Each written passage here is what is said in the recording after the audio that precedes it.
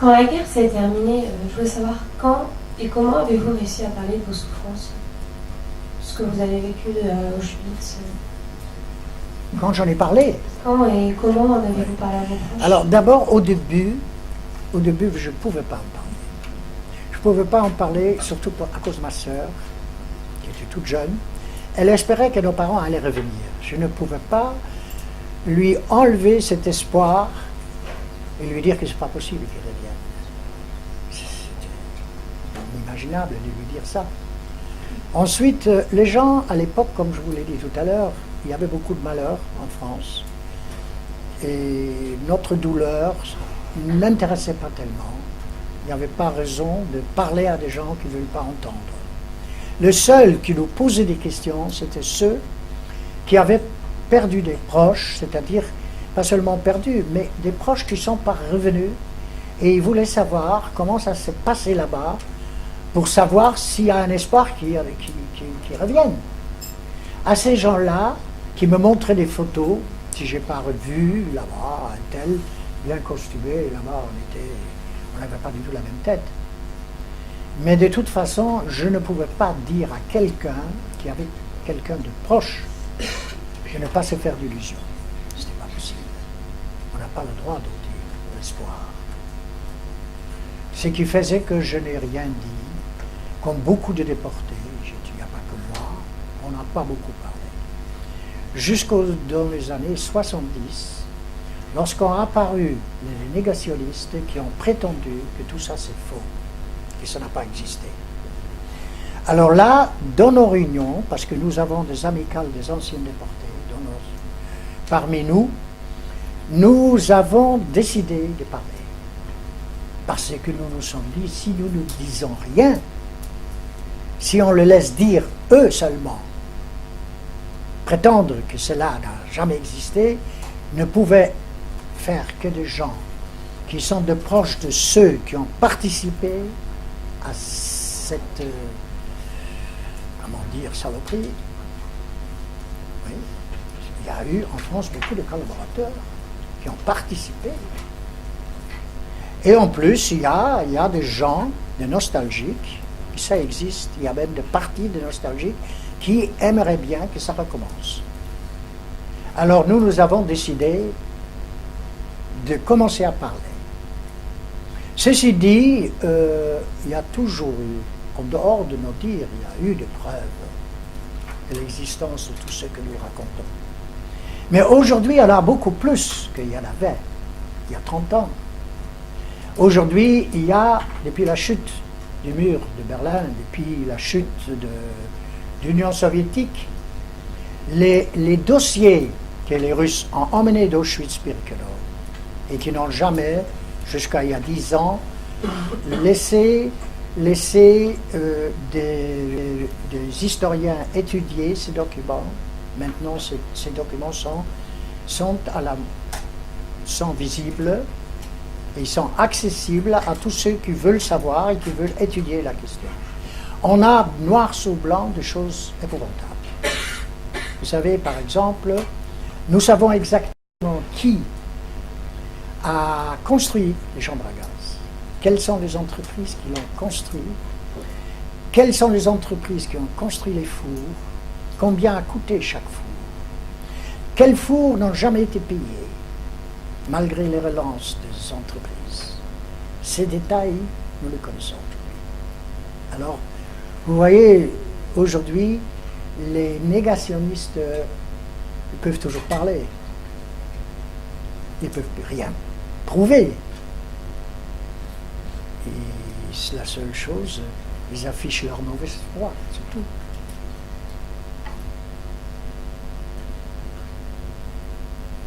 Voilà la raison pour laquelle nous avons commencé à parler si tard. Et aujourd'hui, nous sommes très peu nombreux. Ça, je dois l'ajouter. Comme je l'ai dit tout à l'heure, dimanche, je vais à Auschwitz. Il y aura 200 élèves et 20 professeurs. C'est un avion qui est affrété spécialement pour nous. Et normalement, nous sommes 4 témoins. Quand il y a 220 personnes, un groupe de 50 et quelques personnes pour chaque témoin, et nous ne sommes que 2. L'organisme qui s'occupe de cela n'arrive pas à trouver 4. Parce que il n'y a pas que nous qui organisons le voyage, il y a d'autres organismes. Et nous sommes à peine une dizaine qui sont capables de faire ce travail parce que nous sommes plus que 10 survivants, bien sûr. Mais il y en a qui n'ont jamais voulu retourner là-bas, qui ne sont pas capables physiquement d'y aller, et il y en a qui, psychiquement, ne sont pas capables de retourner. Donc ce sont toujours les mêmes, ceux qui vont, et c'est la raison pour laquelle j'y vais si souvent. Et il y en a parfois qui me demandent, mais ça vous fait rien de retourner? Eh bien, croyez-moi que quand on me pose cette question, ça me retourne à l'intérieur. Parce que, qu'est-ce que je peux dire? Ça ne me fait rien. Est-ce que ça peut me rien faire? Il y a dans ce musée de Auschwitz des choses à voir. Et parmi ces choses, il y a une chose qui je veux y passer devant si souvent avec des élèves. C'est une vitrine de 25 mètres de long où il n'y a que des cheveux de femmes. C'est-à-dire, après le gaz, les Sonderkommando faisaient arracher des dents en or de personnes, de la bouche, arracher des dents en or, et aux femmes, ils coupaient les cheveux. Et ces cheveux étaient expédiés dans une usine spéciale en Allemagne pour faire, je ne sais pas, un tissu spécial pour les sous-marins, enfin, je ne sais pas. En tout cas, on coupait les cheveux de ces malheureuses femmes. Et lorsque les Russes sont arrivés, ils ont trouvé des sacs déjà emballés, prêts à être envoyés. 7 tonnes de cheveux, ce qui restait lorsque les Russes sont arrivés. Combien de tonnes de cheveux dans l'ensemble ils ont coupé à des femmes, je ne sais pas. En tout cas, ces cheveux ont été déballés, ces sacs. Ils en ont fait une vitrine pour que ça serve à ceux qui viennent visiter, entre autres, puissent voir jusqu'où allait cette diabolisme. Et quand je me trouve devant cette vitrine, je m'arrête toujours. Il y a avec nous toujours une Polonaise qui est bilingue, qui parle aussi, qui explique des choses qu'elle a appris, historiques et ainsi de suite. Il y a des endroits où elle sait déjà que là, à cet endroit, c'est elle qui parle. Et devant le cheveu, elles sont, il n'y en a pas qu'une, il y en a plusieurs, mais ils me connaissent. Vous savez, à force de faire tant de voyages, je commence à me connaître là-bas. Et devant, quand on arrive devant le cheveu, elle me fait un signe pour ainsi dire, est-ce que cette fois-ci c'est moi qui vais parler? Non, c'est moi qui parle ici. Et je leur explique. Vous voyez, quand vous regardez, vous voyez cette vitrine. Ce que je vois, que vous ne voyez peut-être pas, la tradition juive en Pologne voulait que les jeunes filles juives, avant le mariage, se faisaient des tresses jusqu'au mariage. Les jeunes filles juives avaient tous. C'était une tradition. Regardez, 7 tonnes de cheveux. Il n'y a que 2 tresses. Et vous savez, moi j'ai perdu toute ma famille, je suis d'origine polonaise. Mes grands-parents, mes tantes, oncles, tous. Et quand je dis ça, j'explose. Et une fois, il m'est arrivé, j'ai explosé. Explosé dans le sens où je dis quelque chose, je ne sais pas pourquoi je le dis, j'ai crié. Ce n'étaient ceux qui ont fait ça, ce n'étaient pas des hommes, c'était des monstres. J'ai crié. Et le professeur de philo, qui vient vers moi, il me dit, non monsieur, c'était des hommes, c'était pas des monstres. Parce que si c'était des monstres, on aurait pu trouver une justification. Il n'y a pas de justification. C'était des hommes. C'était des hommes comme tous. qui rentraient après leur travail, rentraient chez eux et embrassaient leurs femmes, leurs enfants. Et vous savez, en me disant ça, je me suis rendu compte, je me suis laissé emporter comme ça, c'est vrai. Il avait raison. C'était même pas de monstre.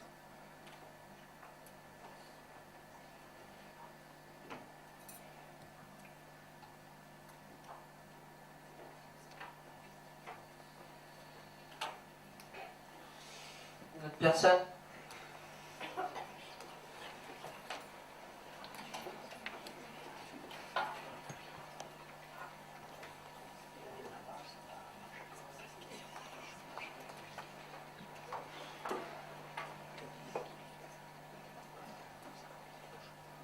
Bonjour, je voulais vous demander s'il y avait déjà eu des révoltes entre les Juifs et les SS. S'il y avait S'il y avait déjà eu des révoltes. des révoltes, Ouais, les Juifs contre les SS. alors c'est une bonne question. C'est une bonne question. Enfin, ça, c'est une question, je ne pense pas, mais sachez une chose. Sur les différents camps, comme vous avez entendu tout à l'heure, il y en a 6 des camps de destruction, c'est-à-dire pas des camps de concentration, mais des camps de la mort, des camps d'extermination en Pologne. Il y en a eu 6 que pour les Juifs. Il n'y a pas un seul camp qui ne s'est pas révolté. Le plus grand, la révolte la plus importante, c'est le ghetto de Varsovie. Parce que ça, c'était très important. Très important, vous savez pourquoi? Parce que lorsque les Allemands ont envahi la Pologne n'a duré que 3 semaines. Lorsque les ghettos s'est révolté, ça a duré 6 semaines. Sans armes. Ils n'avaient pas d'armes. Leur devise, c'était prendre l'arme de l'ennemi. Tuer un Allemand pour lui prendre son arme. Pour avoir la capacité après de tuer d'autres. Et c'est ça qui a fait qu'ils ont tenu ça, entre autres. Parce qu'il fallait un courage énorme. Et ça, c'est les ghettos. Alors, Treblinka. Treblinka s'est révolté. Les Juifs de Varsovie ont été expédiés à Treblinka pour être exterminés. C'était avant Pâques 42. Non, c'était pas Pâques. C'était en 43, mais c'était une autre fête où il y avait moins de monde, c'est-à-dire moins d'SS gardés. Les Juifs avaient des Sonderkommando, il faut dire. Parce que tous ceux qui arrivaient, qu'on amenait dans le camp, étaient immédiatement exterminés. Et les Sonderkommando, c'est un commando de détenus qui s'occupe des cadavres, sort le cadavre, arrache les dents, coupe les cheveux, comme je l'ai dit, et l'amène dans le four crematoire. Et après, des sacs de cendres qu'ils emportent dans le champ. C'était les détenus eux-mêmes qui faisaient ça. Et pendant qu'ils faisaient ça, ils ont réussi à cacher des armes, faire une révolte et faire des armes. On ne peut pas contre des mitrailleuses sans armes lutter. Et ils ont tué tous les SS. Même ceux qui étaient dans le tour de garde. Et ils ont brisé la clôture électrifiée, haute tension, et ils sont partis dans le bois. Et ils ont été poursuivis par l'armée, évidemment. Il y a des garnisons autour qui leur ont pris en chasse.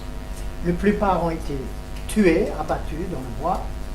Mais il y a un certain nombre qui a réussi à traverser la Pologne, la Tchécoslovaquie, la Roumanie, jusqu'en Turquie, et arriver à l'époque en Palestine, c'est-à-dire en Israël. Aujourd'hui, il y a un ghetto, il y a un kibbutz. Et la différence, non, lapsus entre ghetto et kibbutz. Un kibbutz, c'est une collectivité. En Israël, il y en a beaucoup de collectivités où les gens travaillent ensemble. Et ce kibbutz, il s'appelle Yad Mordechai. C'est le nom du héros qui a déclenché la révolte de Varsovie. A été créé par une poignée de juifs qui faisaient partie de cette révolte, de Treblinka. Il y a d'autres, il y a eu des films de faits. Vous avez à Maïdané qui a une révolte, une grande révolte, c'est dans le camp, je suis en train de réfléchir. réfléchir là, c'est dans ce camp où pratiquement aussi, où ils ont tué tous les SS. Mais la plupart des Juifs ont été tués après. Vous savez, quand on n'a plus rien à faire, c'est déjà quelque chose que les SS qui se croyaient si invincibles se fassent tuer. En ce qui concerne Auschwitz, dans le mois d'octobre, le Sonderkommando a reçu par des femmes qui travaillent à l'extérieur du camp, à remplir de grenades la poudre dans les grenades. Elles ont réussi de cacher par petits peu de cette poudre et le donner aux Sonderkommando. Le Sonderkommando a fait en octobre, ils ont fait sauter tous les systèmes, c'est-à-dire la salle de déshabillage, le four crématoire et les chambres à gaz. Tout ça a sauté avec ce camp. Les SS ont réussi à monter la filière pour savoir comment cette poudre est arrivée dans le camp.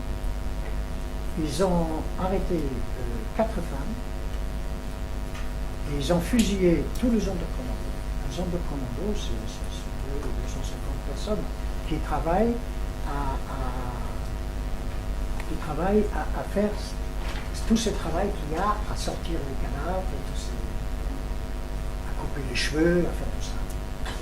Et ils ont tous été fusillés. Maintenant, les 4 femmes ont été pendues.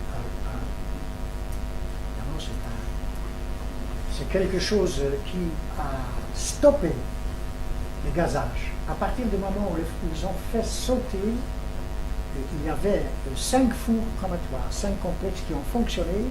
Tous les 5 ont arrêté à partir d'octobre. Quand la chambre à gaz numéro 4 a sauté.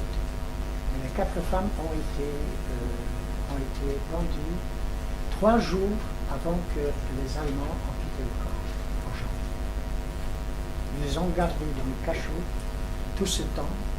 Et quand ils ont su que les Russes arrivent, ils ne les ont même pas emmenés en évacuation, comme ils ont emmené tous ceux qui étaient valides. Les femmes ont été... Vous savez, il y avait beaucoup d'héroïsme, mais on était vraiment nus parmi des loups.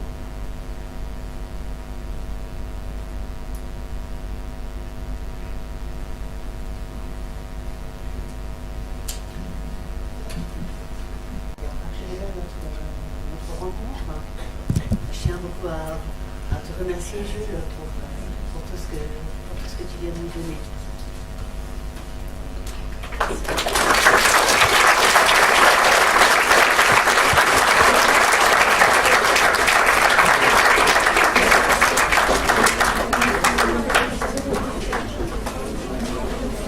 Je propose de sortir tranquillement. Attention au film pour les caméras.